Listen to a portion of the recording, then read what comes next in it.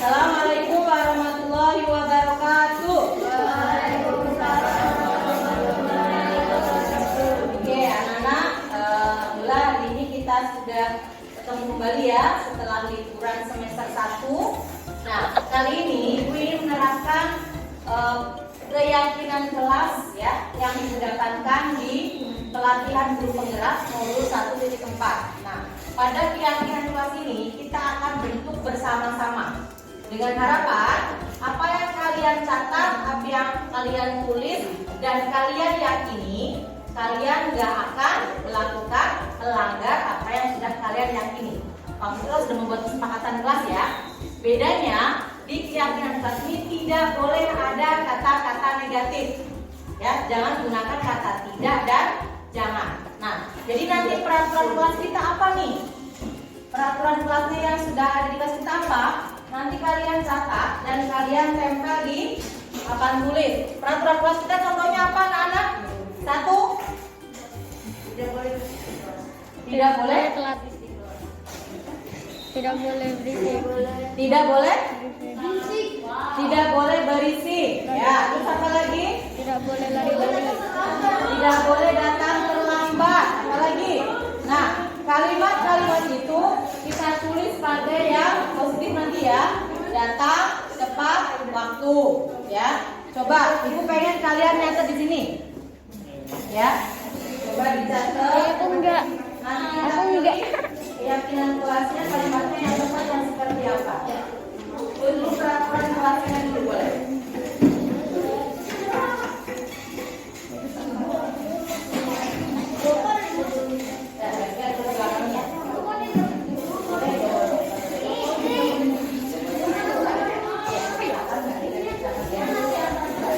Kalian buat ya peraturan dulu. Nanti dari peraturan kita rapi. Perhatian dulu peraturan kelasnya.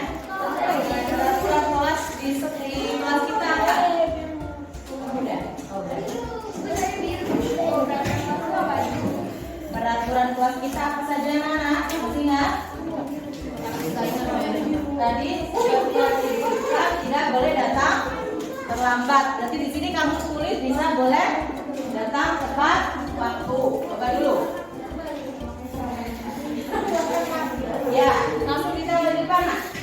Tidak boleh makan dulu. Ya, maju. Boleh ya, Pak? Langsung ditempel. Tidak boleh.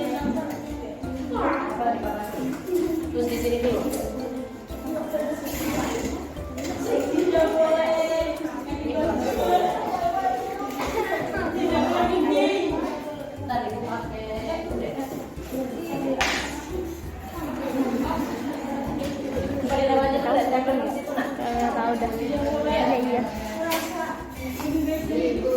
Ya, langsung maju ke depan. Ya. Saling menyayangi, boleh. Nanti kita mana yang peraturan, mana yang keyakinan. Jangan.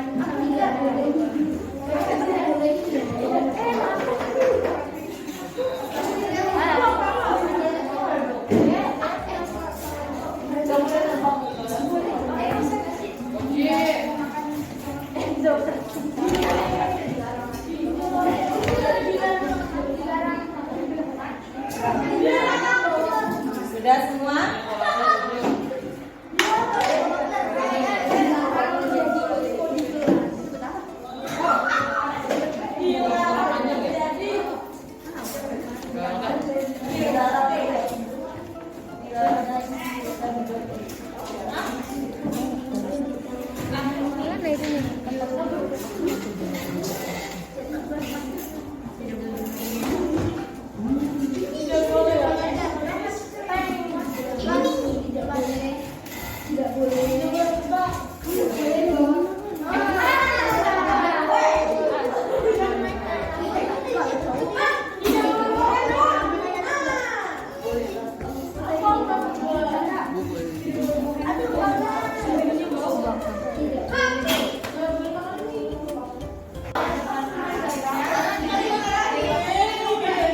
Yang kedua apa tadi? Menghormati. Setiap Anggota kelas saling menghormati.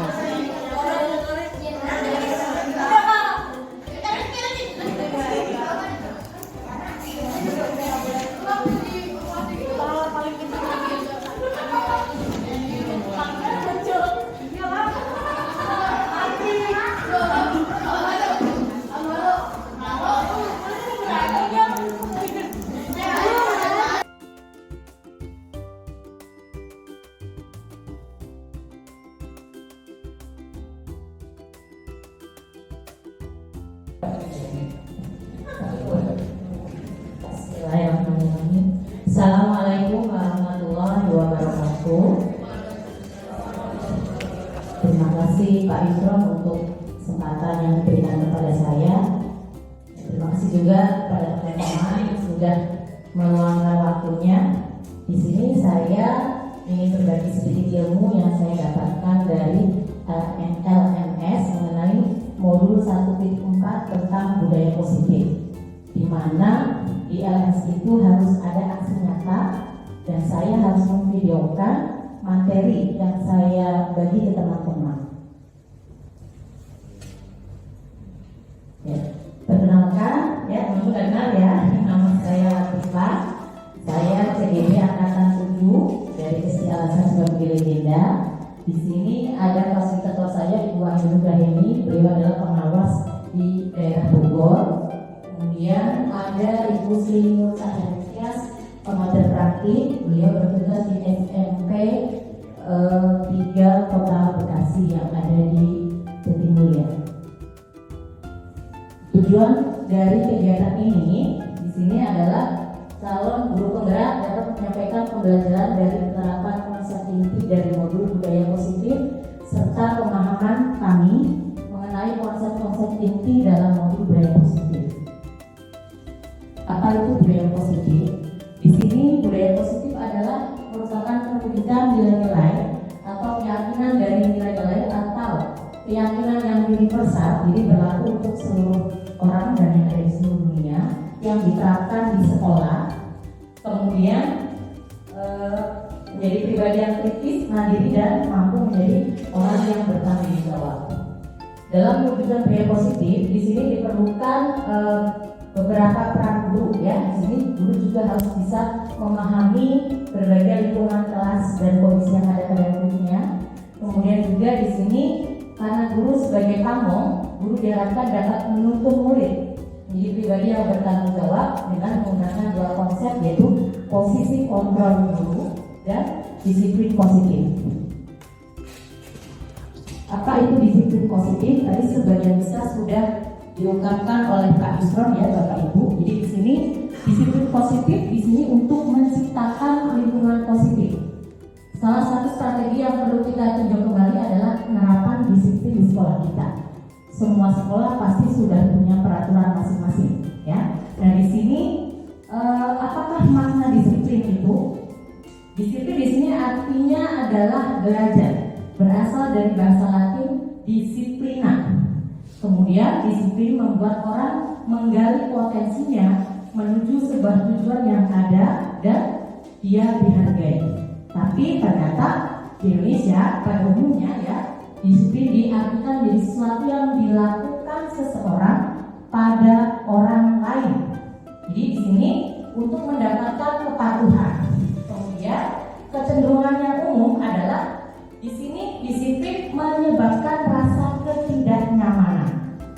Bukan dengan apa yang kita hargai atau untuk mencapai tujuan. Jadi lebih ke pemaksaan yang sebenarnya dia tidak mau lakukan, tetapi karena terpaksa dengan rasa tidak nyaman dia melakukan itu.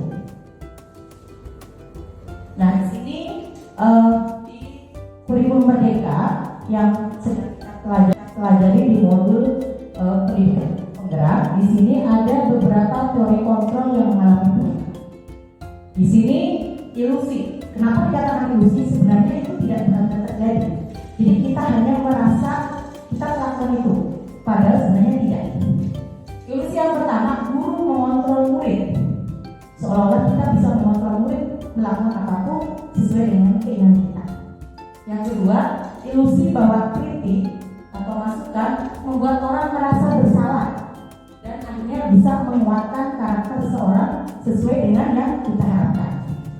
Yang ketiga, ilusi bahwa semua penguatan positif efektif dan bermanfaat. Yang keempat, ilusi bahwa orang dewasa memiliki hak dan untuk memaksa. Jadi memaksa kepada siapa? Biasanya kepada yang lebih muda, kepada anak-anak didik kita, terutama anak kita berada di lingkungan sekolah. Nah, di sini di modul 1.4 perubahan teori yang jadi adalah dari teori stimulus respon sekarang berubah menjadi teori kontrol atau teori pilihan. Dulu kita mencoba mengubah orang agar berpandangan sama dengan kita. Sekarang di teori ini dirubah. Kita berusaha memahami pandangan orang lain tentang dunia. Jadi kita berusaha sepakat dengan mereka, bukan mereka yang harus sepakat dengan kita. Yang kedua, perilaku buruk dilihat sebagai suatu kesalahan. Sekarang berubah menjadi semua perilaku memiliki tujuan. Jadi bukan hanya dilihat buruknya saja, tetapi alasan apa yang mendasari orang tersebut melakukan suatu kesalahan. Yang ketiga, orang lain bisa mengontrol saya. Sekarang berubah, hanya Anda yang bisa mengontrol diri Anda sendiri. Jadi orang lain tidak punya peran penting. Jadi kalian atau diri kita sendiri yang punya akses untuk mengontrol diri kita. Saya bisa mengontrol orang lain. Sekarang berubah menjadi teori Anda tidak bisa mengontrol orang lain, karena yang mengontrol adalah diri kita sendiri. Pandangan yang berikutnya adalah pemaksaan ada pada saat rujukan yang gagal. Nah, tadi seperti diingin-ingin karena nggak bisa, kita akhirnya memaksa. Sekarang berubah menjadi teori kolaborasi. Jadi kayak kerjasama dan konsensus menciptakan pilihan-pilihan baru. Jadi terobosan-terobosan apa yang memungkinkan orang untuk bisa mencapai tujuan tanpa harus memaksa, menumbuhkan motivasi dari dalam diri mereka sendiri. Berikutnya, model berpikir menang kalah. Kalau sekarang jadi menang pasti akan menang, gitu ya. Jadi konsep ini yang dirubah, dipelajari di modul ini. Di sini ada 3 teori motivasi. Jadi teori motivasi di sini sebenarnya hanya ada 2, eksternal dan internal. Tapi dikategorikan menjadi langsung 3 situasi, 3 kondisi. Yang pertama, motivasi eksternal, berarti motivasi yang berasal dari luar, bukan karena keinginan kita sendiri. Kenapa dikatakan eksternal? Karena di sini kita melakukannya untuk menghindari ketidaknyamanan atau untuk menghindari hukuman. Apa yang akan terjadi apabila saya tidak melakukannya? Kita sudah berpikir, nanti saya dihukum, nanti saya kena SP, nanti saya disanksi. Nah, inilah yang memotivasi kita untuk melakukan sesuatu, tapi karena dorongan dari luar. Yang kedua, untuk mendapatkan imbalan dari orang lain. Misalkan yang bisa menjawab pertanyaan nanti ibu kasih hadiah. Nah, berarti di sini motivasi juga eksternal. Apa yang akan saya lakukan? Apa yang saya dapatkan apabila saya melakukannya? Jadi saya akan mendapatkan hadiah. Saya harus menjawab. Jadi motivasinya adalah dari luar. Yang ketiga, untuk menghargai diri sendiri. Nah, ini yang nanti bisa menjadi tujuan dari disiplin positif yang seharusnya kita capai. Karena muncul dari dalam diri kita sendiri. Di sini kita melakukan sesuatu karena kita menghargai diri kita sendiri. Kita datang tepat waktu karena kita menghargai diri kita sendiri. Bukan karena ingin mendapatkan pujian dari atasan, bukan karena ingin dipuji oleh wali murid, bukan karena ingin dipuji oleh anak didik kita, tapi kita sadar kita menghargai diri kita seorang pendidik yang bisa memberikan tauladan bagi anak-anak didik kita. Jam 7 sudah sampai sekolah maksimal, gitu ya. Saya akan menjadi orang yang seperti apa bila saya melakukannya? Saya menaikkan prestasi diri saya sendiri karena saya menghargai diri saya sendiri, profesi saya dan kinerja saya sendiri, meskipun saya nggak mendapatkan imbalan apapun. Ini yang harus kita bahas. Berikutnya di sini tadi Pak Isu sudah menyampaikan tentang hukuman. Ternyata hukuman di modul ini setara dengan penghargaan. Padahal saya sering di kelas ketika membuat quiz atau membuat games, siapapun yang menang nanti saya kasih hadiah. Ternyata ini di modul 1.5 tidak diperbolehkan. Kenapa? Karena itu sama dengan menghukum. Kenapa dikatakan sama? Hukuman dan penghargaan merupakan cara untuk mengatur perilaku seseorang yang dapat menghancurkan potensi pembelajaran. Karena di sini lebih ke motivasi eksternalnya, ya, bukan intrinsiknya. Kenapa? Karena dia nggak sadar dari dalam dirinya sendiri. Di sini hukuman bersifat tidak terencana atau tiba-tiba. Murid tidak dilibatkan dalam memberikan hukuman dan bersifat satu arah, langsung dari gurunya. Contoh, saya pernah melakukan di kelas saya. Silakan dikumpulkan monitor sholatnya anak-anak. Bagi yang tidak membawa, silakan berdiri di depan. Itu sudah hukuman. Karena spontan tidak ada kesepakatan di awal dan anak berdiri kurang lebih 15 sampai 30 menit. Efeknya akan ada jangka panjang dan jangka pendek. Saya tidak berpikir seperti itu. Ternyata memori ini dipelajari. Ya. Kemudian kenapa kok dikatakan setara dengan penghargaan? Berlaku sama dengan hukuman karena meminta atau membujuk seseorang melakukan sesuatu untuk memenuhi suatu tujuan tertentu dari orang yang meminta atau membujuknya. Jadi kita mengiming-imingi seseorang, nanti yang menang dikasih imbalan ya, atau nanti yang ranking 1 dikasih hadiah. Ternyata ini setara dengan menghukum, karena apabila dia tidak bisa mempertahankan akan jadi beban mental. Dan bagi anak yang mendapatkan ranking kedua merasa dihukum karena aku nggak bisa mengalahkan yang ranking 1. Ya, di sini kenapa dikatakan hukuman setara dengan penghargaan juga dari sekarang, sedikit demi sedikit kita merubah, nggak harus bentuk barang. Karena di sini yang diterapkan nanti lebih kepada penerapan perubahan kita kepada anak-anak didik kita. Termasuk kemarin ketika yang tercepat mengumpulkan soal PS gitu ya, itu penghargaan atau reward. Ternyata tidak diperbolehkan karena menimbulkan iri gitu ya. Aku juga sama, aku juga sepahala gitu ya, dan sebagainya. Ternyata di sini memang tidak diperkenankan ya. Iya, padahal itu memotivasi. Tapi ternyata sebaiknya tidak, karena itu ternyata lama-lama nanti ada beberapa efek yang akan diakibatkan. Nanti ada yang kita di slide berikutnya. Nah, itu salah satunya. Nah, betul ya. Di sini beberapa dampak atau efek dari penghargaan. Ternyata ada seorang ahli ya, Alvipon tahun 1963 mengatakan penghargaan itu berdampak atau memberikan beberapa efek. Yang pertama, pengaruh jangka pendek dan jangka panjang. Lebih sering pengaruhnya ke jangka pendek ya. Karena ketika kita melakukan sesuatu mendapatkan hadiah, maka kita akan melakukan terus untuk mendapatkan hadiah. Kita nggak akan kepikiran kalau itu karena kesadaran diri kita sendiri. Jadi jangka panjangnya sangat jarang. Jadi nggak ada kesadaran diri untuk melakukan sesuatu karena dirinya memang betul-betul sadar. Yang kedua, penghargaan menghukum. Jadi kalau kita memberikan hadiah kepada peserta didik, misalkan yang 1 hadiah, itu menghukum dia seperti beban berat, dia harus bisa mempertahankan. Sementara yang 2 merasa terhukum, kenapa aku nggak bisa mengalahkan dia, jadi kayak beban gitu ya. Ternyata di materi dikatakan seperti itu. Kemudian yang ketiga, penghargaan mengurangi ketepatan. Jadi kalau kita sudah terkungkung untuk mendapatkan suatu reward penghargaan, maka lama-kelamaan efektivitas kerja kita juga tidak maksimal. Karena kalau nggak mendapatkan hadiah, ya sudah kerjanya seenaknya. Itu juga ini ya, penghargaan tidak efektif. Karena setelah mengalami beberapa penelitian pada mahasiswa gitu ya, yang bekerja membuat majalah ini di Mori, dikatakan ada siswa yang sengaja dibayar sama yang tidak dibayar. Ternyata nanti efektifnya berbeda.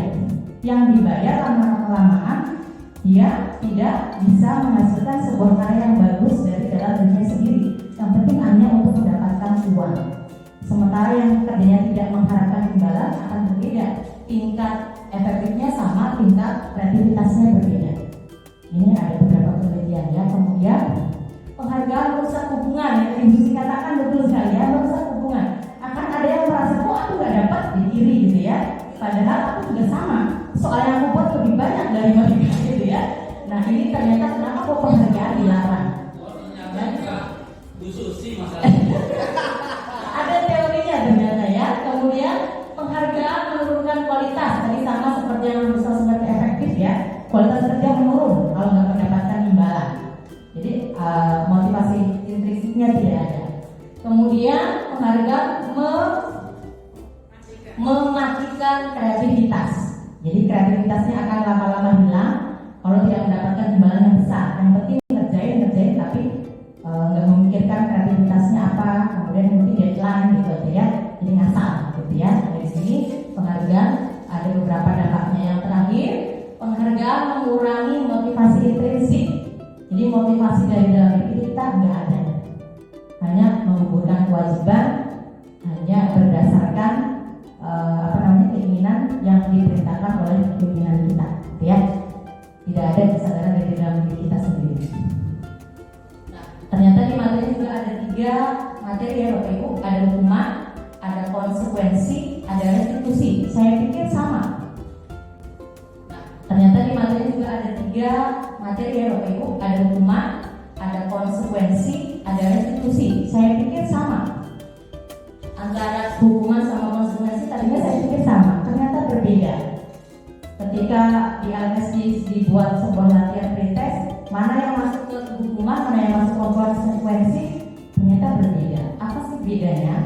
Kalau hukuman itu bersifat spontan. Ketika anak melakukan suatu kesalahan, maka dengan serta-merta kita memberikan hukuman. Hukuman itu bisa saja fisik, bisa juga psikis, yang akan menyakiti perasaan anak didik kita, dan itu biasanya berdampak lama. Ya, yang menyebabkan menjadi tidak menyukai pelajarannya, tidak menyukai gurunya, dan itu biasanya memorinya akan jangka panjang. Ya, jadi kita harus berhati-hati di sini, jangan memberikan hukuman-hukuman baik verbal maupun psikis, itu memorinya akan teringat oleh anak. Sampai sekarang juga sama, saya pernah ketika di SMA ada seorang guru yang hanya mengajar, silakan buka buku paket, kerjakan, kumpulkan. Nggak pernah saya mendapatkan bagaimana cara mendapatkan itu. Jadi kesannya mendalam gitu ya. Jadi saya harus mendapatkan materi dari teman saya yang memang betul-betul mampu menjadi tutor teman sebaya ketika itu. Di sini kita harus berhati-hati dalam memberikan hukuman. Padahal kita nggak sadar itu hukuman. Ternyata itu bisa menyakiti perasaan anak-anak. Silakan beri di depan, nggak boleh istirahat.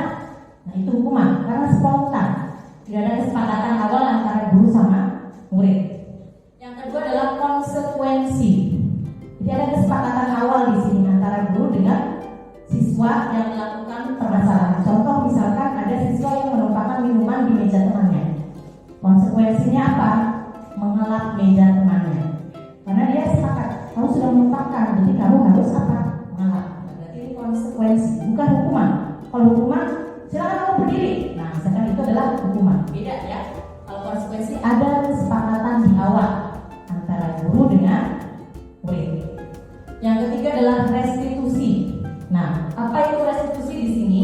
Di sini mengedepankan kolaborasi antara guru dengan siswa yang bermasalah, di mana guru adalah memandu siswa untuk menemukan solusi dari permasalahan yang dihadapi. Bukan kita yang menentukan solusinya, tetapi siswa dengan bimbingan kita yang akan menjawab apa yang harus dia lakukan. Jadi perbedaannya ada di sini. Ini baru saya pelajari di materi ini ya. Alhamdulillah sangat bagus. Nah di sini, ini ada di materi pretest LMS nomor 1 4. Apa bedanya hukuman sama konsekuensi? Nah di sini mencatat 100 kali dalam buku kalimat saya tidak akan terlambat lagi karena terlambat ke sekolah. Itu pernah saya lakukan ketika saya mengajar seno. Saya tidak akan mengganggu teman lagi di buku tulis. Ini ternyata masuk ke hukuman. Dampaknya bisa psikis ya, karena kan anak jadinya kesel sama kita, suka sama kita, kayak ternyata dia marah. Dampaknya bisa jangka panjang.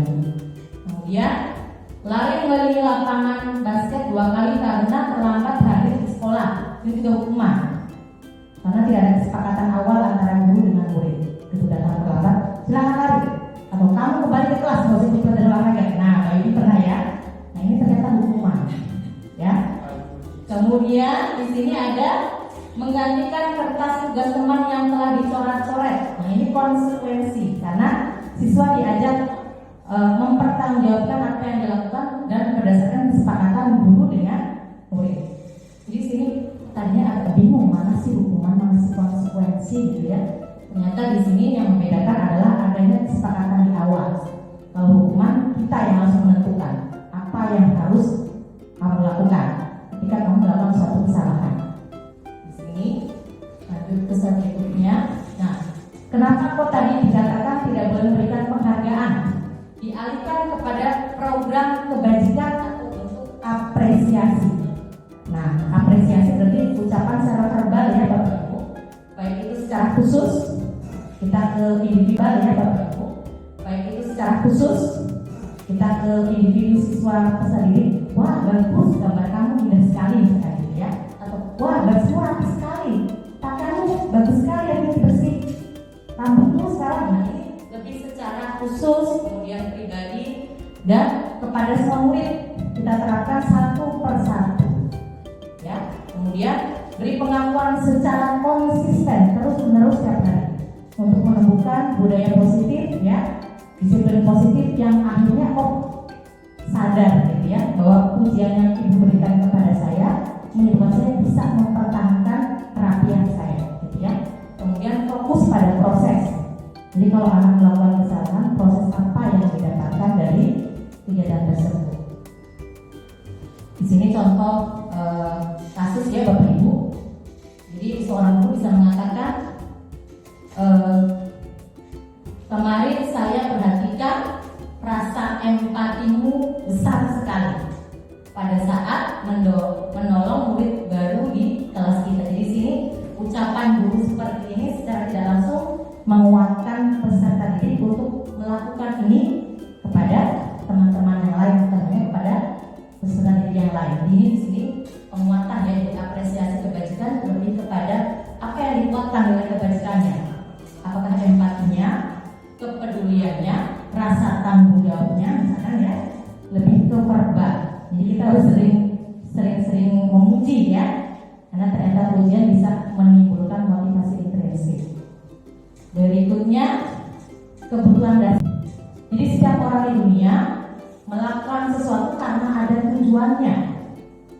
Yang pertama, di sini kebutuhan untuk bertahan hidup. Jadi kalau di kelas kita ada siswa yang kita katakan nakal gitu ya, atau troublemaker, atau pembuat masalah, ternyata itu adalah proses dia untuk bisa memenuhi kelima kebutuhan dasar yang belum dia penuhi. Jadi dia sebenarnya gagal. Dia gagal memenuhi kebutuhan dasar dirinya sendiri. Ya. Yang pertama apa?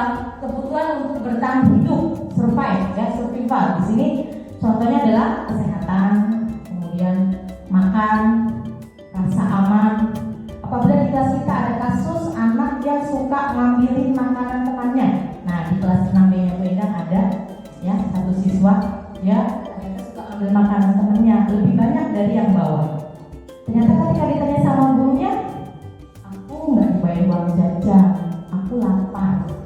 Berarti di sini dia berusaha memenuhi kebutuhan hidupnya untuk bisa bertahan hidup. Dia perlu makan, gitu ya. Di sini ada kebutuhan dasar yang memang dia tidak penuhi. Termasuk kemudian mungkin dia mencuri, mengambil makanan di kantin, ya. Ternyata ada kebutuhan dasar yang memang dia tidak penuhi, ya. Orang tuanya tidak memperhatikan sampai ke situ. Dia ingin bertahan hidup, dia lapar, dia ingin makan. Ini yang harus kita perhatikan. Yang kedua, kasih sayang dan rasa diterima. Jadi kita, anak didik kita, ingin merasa diterima, karena kita ingin terhubung. Kayak kita dengan pasangan kita, anak didik kita dengan guru, dengan temannya, ingin merasa diterima. Aku ada loh di sini, diakui keberadaannya, bukan dicuekin karena mungkin aku aneh gitu ya. Ini ada di kelas saya Kirana. Jadi dia ingin rasa diterimanya. Biasanya dia dekat dengan orang tuanya, tetapi karena di sekolah dia agak introvert, jadi kadang ketika ada teman yang ganggu dia membalasnya lebih ekstra, lebih keras gitu. Misalkan temannya cuma nyolek, dia dorong gitu. Jadi dia ingin diterima di kelas itu, ingin bergaul dengan temannya, tapi bingung cara mengungkapkannya. Di sini perlu pendekatan lebih pada peserta didik tersebut. Yang ketiga, penguasaan atau power, pengakuan atas kekuatan. Di sini dia diakui, aku mampu. Anak-anak yang memiliki kecenderungan ini biasanya suka memimpin, ngatur. Kalau di kelas saya Sansarania, tariannya kayak gini, nanti blockingnya kayak gini, dia yang ngatur. Pengen diakui oleh temannya, aku mampu, aku punya kemampuan lebih dari kalian. Jadi kebutuhannya dia memang seperti itu. Jadi di kelas dia ingin mengeksplor itu. Yang keempat, kebebasan, freedom. Jadi dia bebas untuk memenuhi kebutuhan akan pilihannya. Misalkan di kelas kita ada yang suka ngambil makanan lagi tadi ya. Kok kamu suka ngambil makanan temen kamu sih? Iya, karena bekal aku itu aja, aku bosen. Di sini dia sedang berusaha memenuhi kebutuhan dasar kebebasan, pilihan. Menunya jangan itu aja. Dia harus komunikasikan dengan orang tuanya. Kalau dia nggak bisa, kita sebagai wali harus membantu komunikasi dengan orang jadi apa masalah itu berkaitan dengan kelima kebutuhan dasar ini. Yang terakhir adalah kesenangan, senang bermain, senang berlarian. Nah ini kelasnya Bu Retno ya, si Gavin sama si Abi suka kelas main, karena memang kebutuhan dasarnya adalah senang bersenang-senang, bermain-main gitu ya. Dia punya energi lebih. Nah di sini apapun kelakuan dia, meskipun buat kesalahan, kadang kita lihat terlihat lucu gitu ya. Karena di sini memang dia kodratnya kesenangan yang dia ingin itu lebih besar dibandingkan konsentrasi belajarnya. Perlu pendekatan ekstra juga karena kebutuhan dasar yang sedang dia penuhi adalah kesenangan. Jadi kalau kita ada kasus di kelas, yang harus kita perhatikan adalah apa nih kebutuhan dasar yang sedang dia berusaha penuhi. Kenapa kok dia melakukan itu? Jangan langsung kita hukum. Ya, dari sini saya belajar mengenai ini. Kemudian 5 posisi kontrol guru. Kita sebagai seorang guru di modul ini ada 5 posisi kontrol yang sudah mungkin tanpa sadar sudah kita terapkan sebagai penghukum. Kenapa kok sebagai penghukum? Ketika anak melakukan kesalahan kita langsung memberikan hukuman secara spontan, satu pihak, langsung siswa mengerjakan tanpa alasan apapun. Ini pernah saya lakukan ya, mungkin malah sering ya. Yang kedua, membuat rasa bersalah. Ini juga sering saya lakukan. Ibu ketika ngajar di kelas 6B, kelasnya tenang. Di kelas 6A, bersih banget ya. Ternyata Bu Susi, kemudian Pak Har sudah sama urutannya. Ibu malu. Nah, di sini anak-anak langsung kecewa. Mereka merasa minder, merasa rendah diri. Ini tidak boleh kita lakukan. Memberi rasa bersalah. Ya, ini posisi kontrol yang sudah pernah saya lakukan. Yang ketiga, sebagai teman. Nah, kalau sebagai teman kita lebih setara dengan mereka. Lebih terkadang malah kita membantu mereka. Kamu nih main-main aja. Coba sini Ibu bantu. Gimana Ibu nomor berapa? Akhirnya anak merasa ketergantungan kepada kita. Dia akan senang ketika belajar dengan kita, tetapi ketika dalam pelajaran yang lain dia nggak suka. Ini efek yang tidak bagus jangka panjangnya apabila kita menerapkan posisi guru sebagai teman. Lama-kelamaan siswa bisa tidak menghargai kita. Tetap ada jarak antara guru dan siswa. Posisi kontrol yang keempat adalah sebagai pemantau atau pengawas. Secara tidak langsung dia tegas, selalu mengaitkan dengan peraturan. Ya, tetapi di sini kita memberikan efek hukuman bukan berdasarkan kesadaran sendiri. Nah, yang paling bagus adalah posisi manajer. Nah, ini yang harus coba kita mulai pelan-pelan terapkan ya, Bapak Ibu. Sebagai manajer di sini kita adalah memberikan kebebasan kepada siswa untuk menentukan sendiri solusi bagi permasalahan yang sedang mereka hadapi. Nah, di sini terlalu kecil ya. Ini ada pertanyaan pemantiknya ya Bapak Ibu. Ketika kita menerapkan posisi kita sebagai teman, sebagai penghukum, ada kalimat-kalimat pemantiknya ya. Jadi kalau di sini kita mengatakan kamu kalau tidak melakukannya awas ya, ini kan kayak ada ancaman, ini berarti penghukum. Kemudian kalau membuat rasa bersalah tadi yang seperti saya katakan ya, ibu malu kelas ini berisik terus. Nah ini anak merasa tidak nyaman dan merasa minder dan sudah mempermalukan saya sebagai wali kelasnya. Kemudian sebagai teman tadi ada kata-katanya ya, ayolah lakukan ini demi ibu ya, maka kamu akan ingat kata ibu ya. Jadi di sini lebih ke motivasi untuk menyenangkan wali kelasnya. Kemudian sebagai pemantau di sini apa peraturannya? Apa yang sudah kamu langgar? Kita tegas, ya. Dan yang terakhir sebagai manajer, di sini apa yang kita yakin lebih mengarah ke keyakinan kelas. Kemudian apa yang bisa kamu lakukan untuk memperbaiki masalah ini?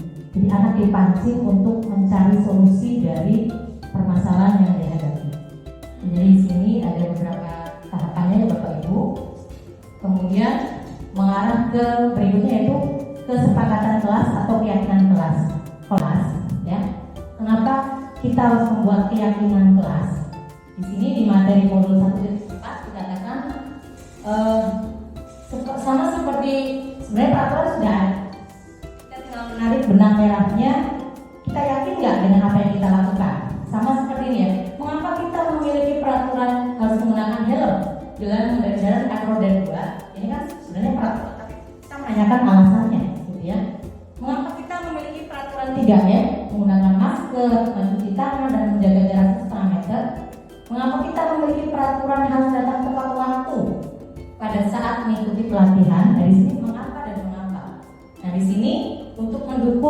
motivasi intrinsik.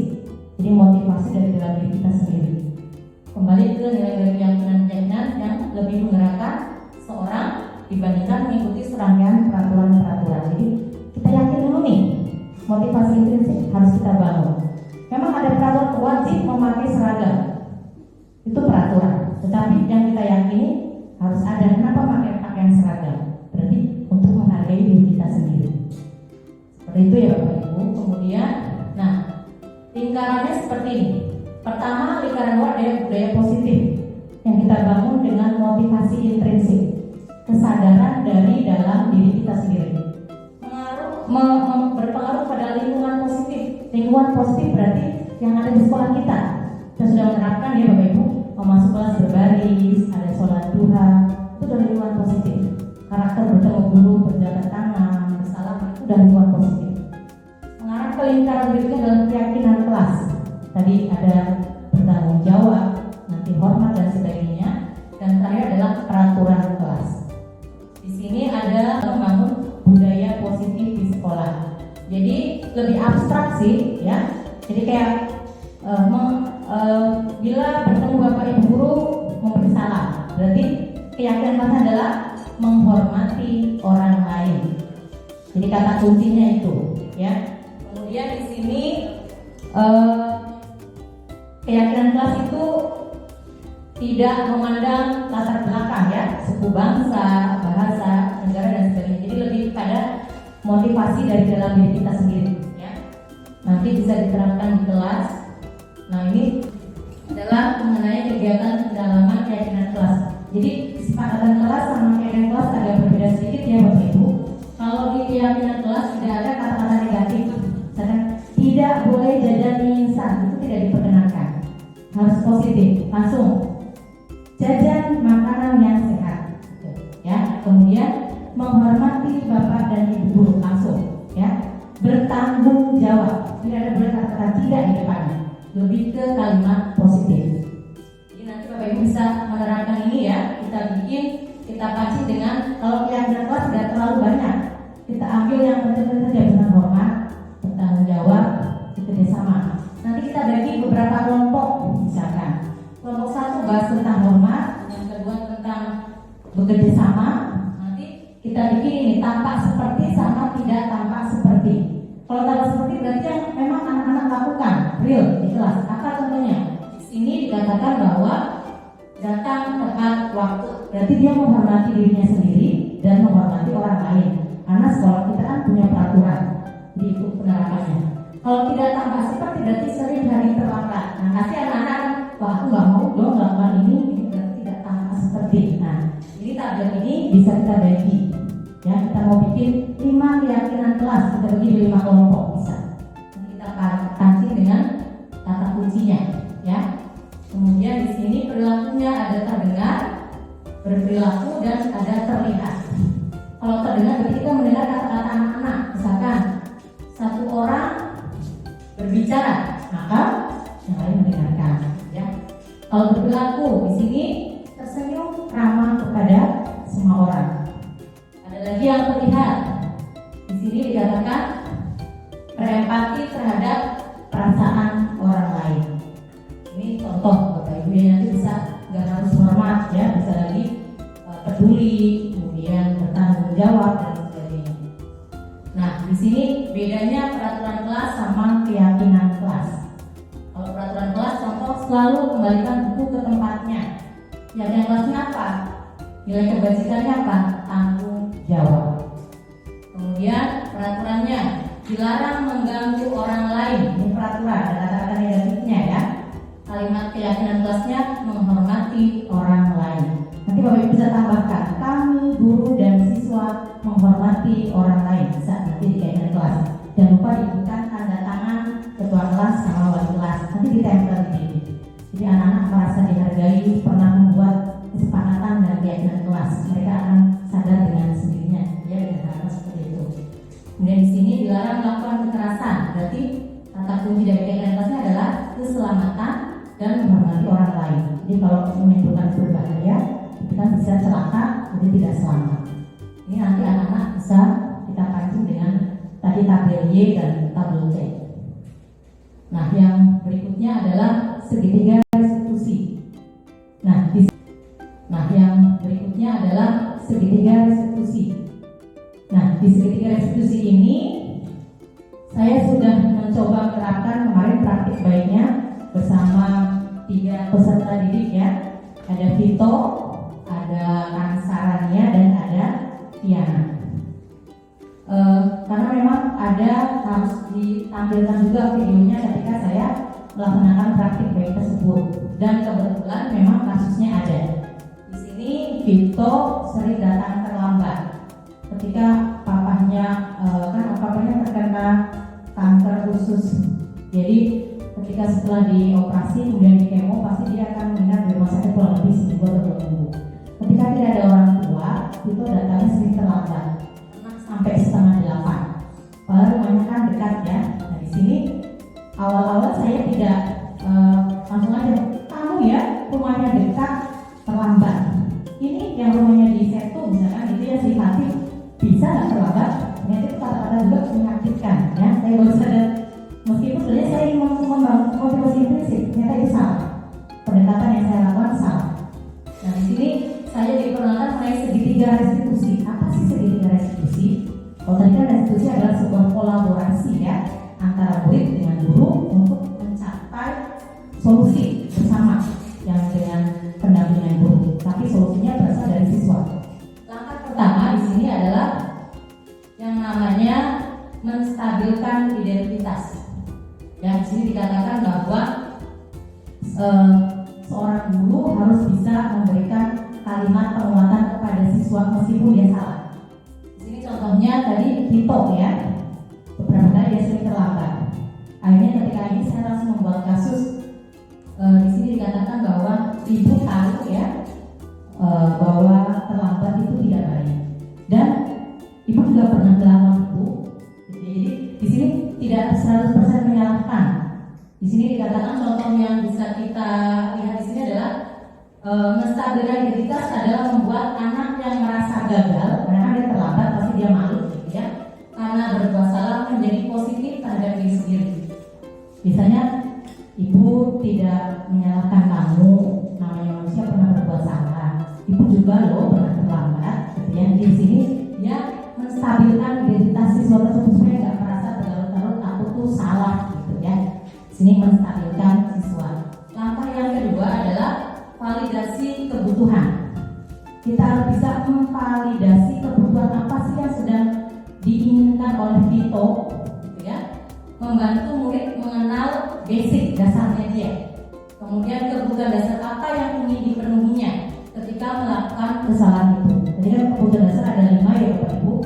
Kira-kira kalau dia terlambat terus seperti ini, kebutuhan dasar apa sih yang ingin dipenuhi?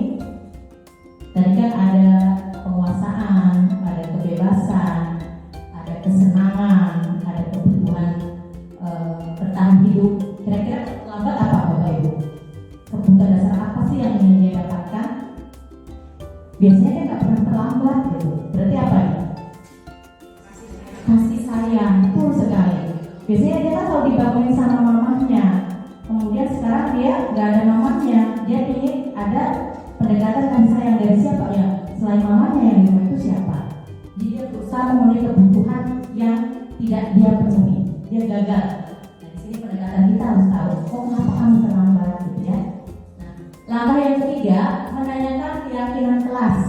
Kan tadi udah sepakat nih kita ya kayak kelas menghormati diri sendiri dan menghormati orang lain.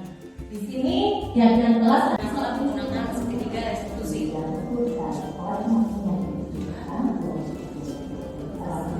Menstabilkan identitas. Kalimat yang saya ucapkan ya Bapak. Semua orang pernah melakukan misalnya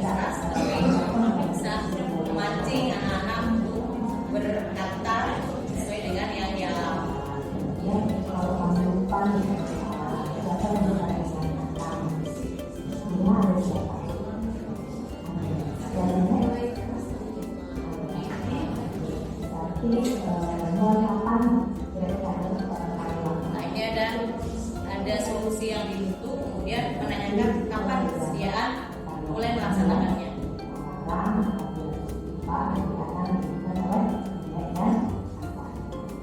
Terima kasih, berarti itu sudah bisa bangun ya buat sekolah yang berharap untuk bisa menjadi anak yang lebih di sini. Terima kasih kebersamannya. Oh, ini sekali lagi ya. Oke, silakan mulai kelas ya. Semangat kelas, semangat terbaik ya. Oke, Waalaikumsalam. Di sini dengan menumbuhkan motivasi intrinsik, diharapkan dia betul sadar ya. Di sini ada kasus yang kedua, ketika ulangan PHI ya, terjeda istirahat, Susi mempersilahkan anak keluar. Ternyata ada beberapa siswa yang membuka buku paket agama dan ada anak yang lapor ke saya. Nah ini saya buat sebagai kasus juga ini karena memang betul real terjadi di kelas ya. Di sini ketika anak-anak ulangan, ternyata ada yang ketika istirahat bukannya jajan ke kantin tapi tetap berdiam diri di kelas. Dia memanfaatkan waktu itu untuk membuka-buka apa yang tadi ulang kerjakan, mencari jawaban di buku paket.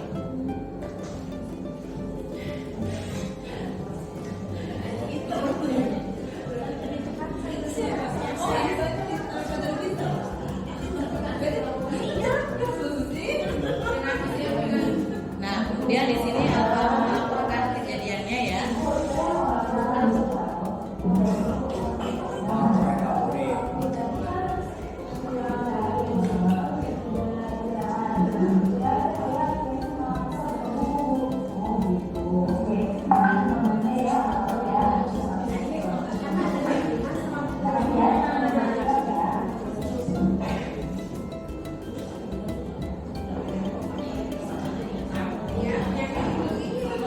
Nah, di sini penerapan segitiga resolusi, saya langsung memanggil dua siswa tersebut.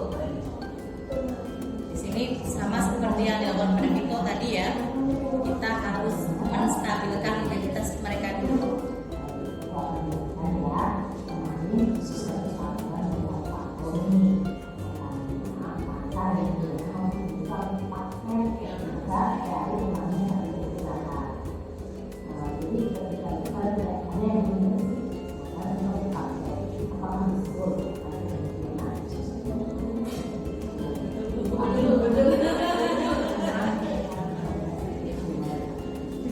Dan di sini menstabilkan identitasnya.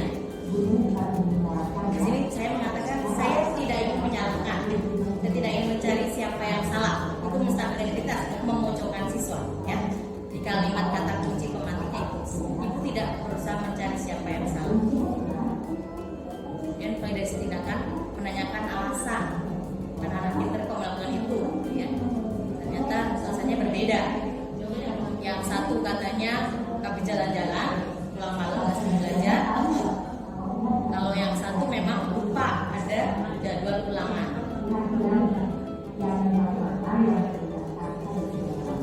Keyakinan kelas yang mana nih yang disalahkan? Dengan mengatakan kompak kejujuran.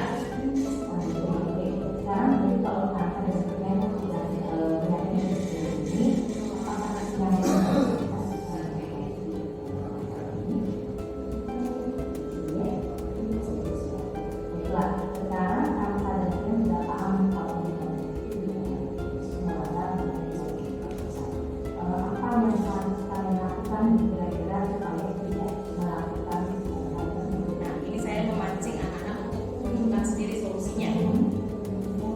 Apa yang mereka lakukan? Ya, nanti mereka menjawab rajin belajar, ya, berdoa, ya, tidak bepergian saat ada ulangan, melakukan kesadaran diri mereka sendiri.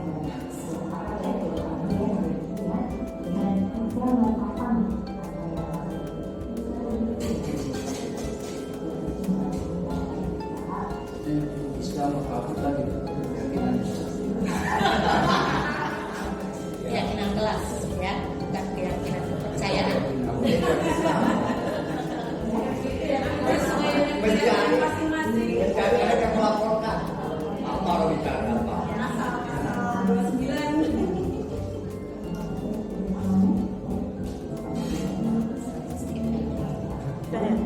Udah ada ya? Udah ya?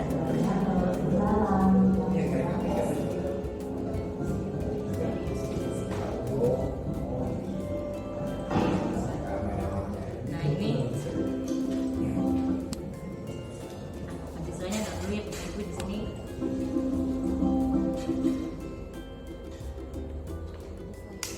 Jadi di sini terakhir saya juga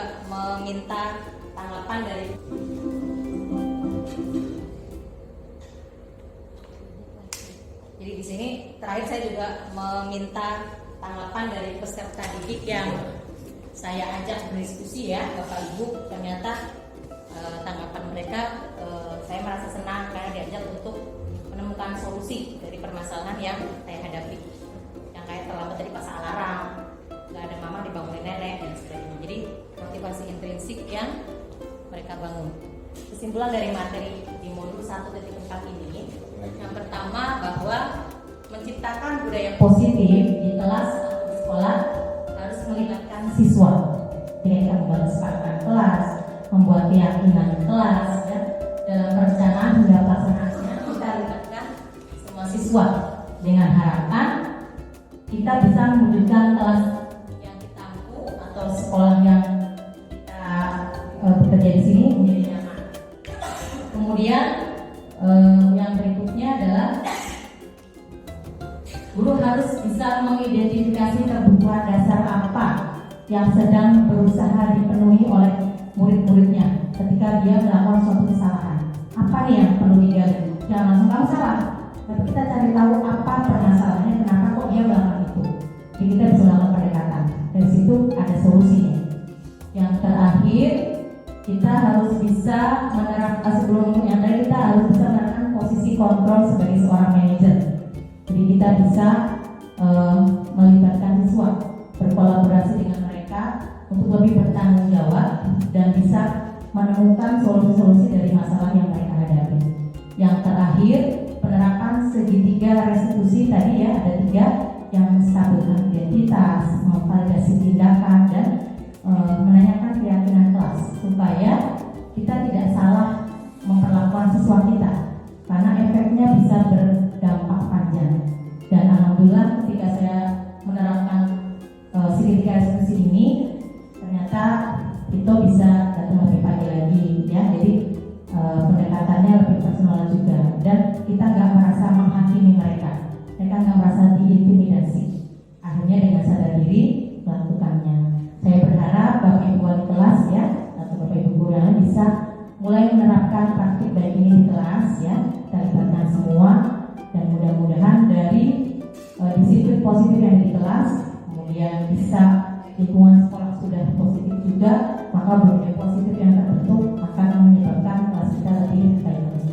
Sebelum saya tutup, Bapak Ibu ada yang mau memberikan tanggapan atau ada yang mau bertanya, silakan Bu Ade. Biar kita ngobrol. Iya, assalamualaikum warahmatullahi wabarakatuh. Terima kasih sebelumnya Bu Latifah. Saya terbuka wawasan saya ya, terutama tentang pada aturan, hukuman, konsekuensi dan restitusi. Saya pada saat awal pembelajaran tahun ajaran baru, saya selalu membuat setelah pemilihan ketua kelas, terus membuat peraturan kelas. Yang membuat peraturan kelas bukan saya, diserahkan kepada anak-anak untuk menulis sendiri. Nah, hanya perbedaannya, misalnya anak-anak ada yang menulis tidak datang terlambat ke sekolah. Mungkin masih banyak kata-kata negatif dibandingkan dengan kata-kata yang positif dan berujungnya ke hukuman.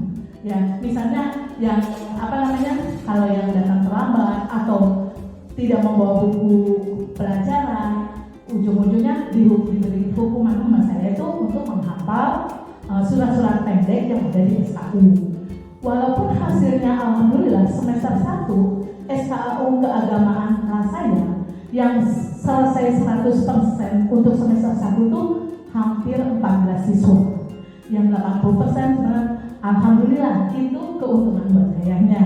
Walaupun itu ternyata tidak bagus ya, karena itu bentuk hukuman. Kemudian yang datang terlambat, saya pernah bertanya Bu ini padahal anaknya rumahnya di mana ya, tapi kok terlambat terus itu dihukum aja. Ikrar setiap hari saya lakukan Bu, ikrar setiap hari. Kanita besok ikrar karena hari ini terlambat. Ya, Kanita besok ikrar lagi karena masih terlambat. Alhamdulillah menjelang akhir ke sini tuh dia tidak pernah terlambat lagi. Gurunya yang suka terlambat. Gak apa-apa Bu. Nah, mungkin ke depannya saya akan mengganti bukan bentuk hukuman ya. Nah, itu pelajaran yang saya dapatkan di sini. Walaupun awalnya sudah benar, tapi itunya bukan keyakinan kelas, judulnya peraturan kelas waktu itu. Dan itu saya tempel di sebelah kiri papan whiteboard. Jadi semuanya membaca, dan anak-anak sendiri yang menulis sendiri dan tidak saya ganti karena bisa terlihat dari bentuk tulisannya berbeda-beda. Itu saja pengalaman dari saya. Terima kasih, pengetahuannya sangat berguna dan bermanfaat. Assalamualaikum warahmatullahi wabarakatuh. Alhamdulillah ya, ternyata meskipun belum belajar ya, Bu Ade sudah mulai menerapkan disiplin atau budaya positif di kelasnya. Itu sudah bagus ya. Tinggal nanti ditambahkan keyakinan kelasnya. Nanti ada kata-kata positif ya. Jadi kayak tadi bertanggung jawab, kemudian nomor 3 penyelesaian masalah ya. Tinggal segitiga diskusinya yang Bu Ade gali. Kenapa kok Konita selalu terlambat? Kebutuhan dasar apa sih yang Konita inginkan gitu ya. Ketika kita bisa menggali, kita bisa berkomunikasi dengan siswa, akhirnya kita bisa menyampaikan itu ke orang tua dengan motivasi intrinsik, dengan harapan kedepannya tidak dilakukan lagi. Dan memang secara umum sebagian besar mungkin dari kita sudah pernah melakukannya ya Bapak Ibu ya. Penerapan segitiga studi mungkin sudah ada yang sampai tahap validasi, kebanyakan hanya sampai tahap menstabilkan MOA, menstabilkan individu aja ya. Baru kenapa berbuat salah gitu ya, tanpa menanyakan alasannya. Mungkin seperti itu. Jadi yang kita tambahkan tinggal menanyakan keyakinan kelas. Alhamdulillah, mudah-mudahan ilmu yang sedikit yang saya bagi ini bisa bermanfaat, dan teman-teman yang ingin ya bergabung dengan grup penggerak karena luar biasa ilmunya banyak, masih dibuka ya pendaftarannya sampai tanggal 10 Januari ya. Silakan berlomba-lomba karena kan seleksinya online ya Bapak Ibu ya. Jadi insya Allah semuanya bisa karena ilmunya kita dapat. Jangan lihat dari nominalnya, motivasinya jangan ekstrinsik saja yang kita dapat ya. Kita harus tumbuhkan motivasi intrinsik ilmu yang kita dapat. Terima kasih untuk waktunya, kesempatan. Pak Yudi ada? Boleh silakan tanggapan. Sedikit yang tadi bukan menghasilkan perubahan anak yang lebih baik gitu ya. Tapi kalau hukuman ini kan tetap hukuman. Seandainya itu dipergunakan dengan cara Bu Ade, tapi diberitahukan dulu, dikomunikasikan dari awal. Itu jadi kedisiplinan konsekuensi atau gimana? Ya, lebih ke konsekuensi berarti ya. Kalau hukuman kan spontan. Tadi misalkan yang terlambat suruh ikrar, suruh push up misalnya dia, jadi spontan. Siswa diberikan kesempatan untuk berdiskusi. Nah, kalau kita sudah buat kesepakatan kelas nih, ayo anak-anak, apa kesepakatan kelas kita? Tidak boleh datang terlambat. Oke, berarti konsekuensinya apa nih? Buat apa nih kalau terlambat? Jadi kita sudah koordinasi dengan anak-anak didik kita. Itu konsekuensi, ya. Jadi anak tahu, oh kalau terlambat aku suruh ikrar, aku suruh nyanyi, aku suruh infak. Itu konsekuensi. Memang sudah disepakati sebelumnya, ya. Tapi kalau hukuman mendadak, tanpa kita pikir panjang, yang ada di pikiran kita ini lakukan. Jadi anak nggak punya kesempatan untuk berpikir panjang. Itu ya Pak Yudi ya. Ada lagi Bapak Ibu? Pak Andri silahkan.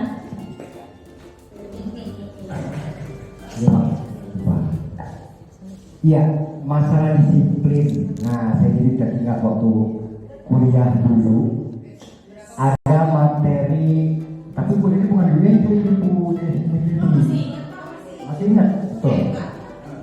Kuliah tinggi di sekolah tinggi filsafat ada materi filsafat etika. Satu semester membahas tentang disiplin. Yang mengajarkan kebetulan ketua STM-nya langsung di STM dia kala itu Romo Magdi Suseno yang kemarin jadi saksi ahli di sidang Ferdi Sambo. Padahal dia Romo, berarti Kristen kan? Tetapi yang menarik, yang dia contohkan diambil dari Rasulullah. Jadi dia begini, masalah disebut itu sebenarnya contoh yang terbaik adalah dari Nabi Muhammad. Dia tidak begitu Rasulullah kan, Kristen kan? Nabi Muhammad. Saya tanya, di mananya Romo yang contoh Nabi Muhammad yang paling baik? Ingin menggali seberapa jauh pengalaman dia. Dia ambil contoh dua. Satu, ketika Nabi Muhammad berkhotbah di Taif, itu dilempari sampai Nabi Muhammad luka. Kemudian malaikat Jibril menawarkan hukuman ya. Bukti itu akan tapi apa Rasulullah tidak mau kan? Justru beliau malah mengharapkan kalau orang tuanya tidak, anaknya tidak, tubuhnya. Tuh seorang homo. Yang kedua apa Rasulullah? Dan yang kedua lagi saya jatuhkan. Yang kedua ketika Nabi Muhammad mau pergi sholat berulang kali setiap hari di dunia. Kemudian ketika yang udah sakit, yang pertama kali siapa? Apakah Nabi Muhammad menghukum? Tidak. Nah, dengan cara itu disiplin muncul yang tadi bulan kita katakan internal.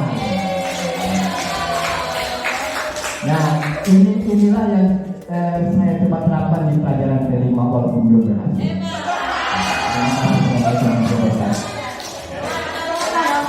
Luar biasa ya Pak Andri, sangat-sangat menguatkan materi yang saya sampaikan. Terima kasih ya Pak Andri penguatannya. Alhamdulillah, mudah-mudahan pertemuan kita kali ini membawa manfaat ya Bapak Ibu. Apa yang datang yang terbaik itu berarti datangnya dari Allah ya. Kalau ada kesalahan ketika saya menyampaikan materi karena saya masih dalam proses belajar, mohon kerjasamanya. Mudah-mudahan di semester 2 ini kita bisa bersinergi. Kalau nanti ada praktik baik yang bisa saya bagi, insya Allah saya berbagi lagi. Terima kasih banyak atas kerjasamanya. Wassalamualaikum warahmatullahi wabarakatuh.